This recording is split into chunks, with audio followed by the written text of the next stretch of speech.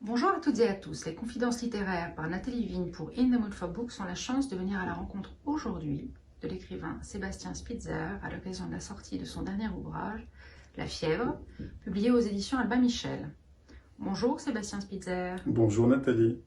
Je me propose pendant cette petite heure que nous allons passer ensemble d'aborder avec vous votre actualité et votre dernier livre, La fièvre, les œuvres littéraires et les auteurs qui auront marqué et jalonné votre parcours de lecteur et d'écrivain, votre panthéon littéraire, vos coups de cœur littéraires récents, les livres qui vous ont touché, bouleversé, interpellé pour des raisons diverses, la musique qui vous accompagne et qui vous porte en ce moment, en particulier, les films, séries, réalisateurs qui vous ont récemment touché. Puis nous parlerons de votre métier d'écrivain, et enfin dans la dernière partie de notre entretien, je vous demanderai si vous avez ici un objet auquel vous êtes particulièrement attaché, et pourquoi, si vous avez un coup de gueule, et pour finir sur une note positive et de lumière, si vous avez un message à nous faire passer. Sébastien Spitzer, vous avez été journaliste, vous êtes aujourd'hui romancier.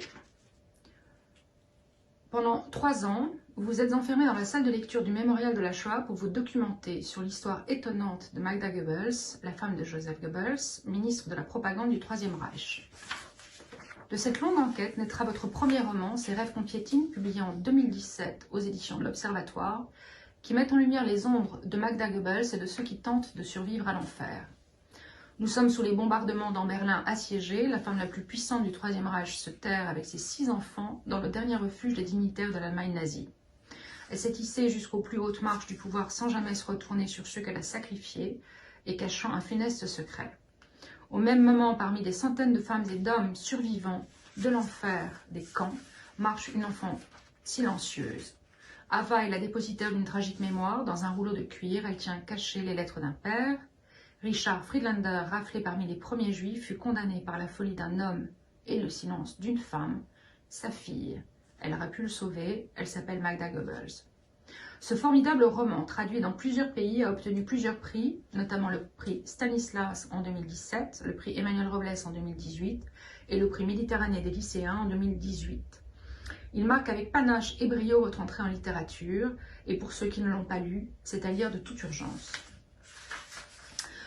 Puis vient Le cœur battant du monde, votre deuxième roman qui paraît en 2019 et situe l'action à Londres dans les années 1860, le personnage principal étant cette fois-ci Karl Marx. Dans les faubourgs de la ville, un bâtard est recueilli par Charlotte, une Irlandaise qui a fui la famine.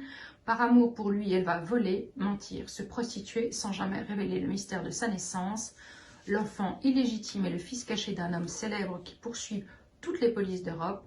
Il s'appelle Freddy et son père et Karl Marx. Vous prenez ici le pouls d'une époque où la toute-puissance de l'argent brise les hommes, l'amitié et l'espoir de jours meilleurs. Et comme de votre précédent roman, vous vous emparez d'un personnage historique connu et tissez autour de lui de nombreux fils rouges, hautement romanesques. Vous nous revenez aujourd'hui avec La fièvre, inspirée d'un fait historique, la fièvre jaune qui a décimé la ville de Memphis à la fin du 19e siècle.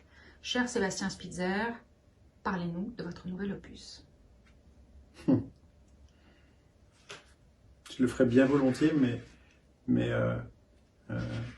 je ne suis jamais resté aussi longtemps silencieux face à des éléments biographiques.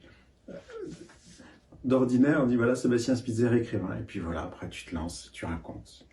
Ça fait beaucoup de choses quand même que vous avez racontées là, et ça veut simplement dire, il s'est passé beaucoup de choses en fait ces dernières années, depuis 2017, depuis ce premier livre, et ces 3 années auprès. Avant de passer au Mémorial de la Shoah, c'est fou. C'est fou.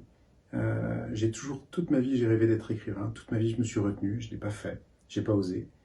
Et il y a quelques années, je me suis lancé, j'ai plongé, corps et âme. On plonge vraiment en corps et âme quand on fait ça. Et c'est passé tellement vite. La fièvre, c'est le dernier, c'est le 3e, c'est le petit dernier. C'est un livre qui a été fluide, une écriture évidente, une histoire forte, l'histoire d'une pute et d'un salaud. J'aime me présenter comme ça parce que c'est la réalité, c'est provoquant, mais c'est la réalité. C'est l'histoire d'une mère maquerelle en marge de la société, au banc des puissants de cette ville, Memphis, 1878, dans le sud des États-Unis, et de ce salopard qui s'appelait Keating, qui était membre du Ku Klux Klan, avec ses idées très arrêtées, sa conception du monde qui est bien verrouillée, bien cadenassée, bien fermée.